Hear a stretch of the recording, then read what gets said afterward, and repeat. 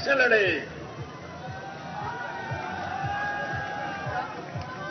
वो बुटखर का रहने वाला है, वो पिंडी का भी रहने वाला है, उसका लाहौर में सदर में भी घर है।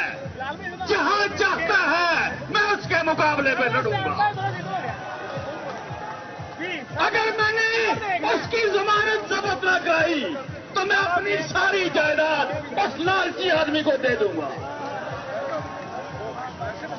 जिसको शौक है हुकूमत करने का, वर्दी उतार के आए। मेरा दिया हुआ डंडा, मेरा दिया हुआ डंडा, आवाज का पकड़ाया हुआ डंडा कोई हम पे ना चलाए। फ्रेम नहीं आ रहा आपका। अगर किसी को शौक है, अगर कोई समझता है कि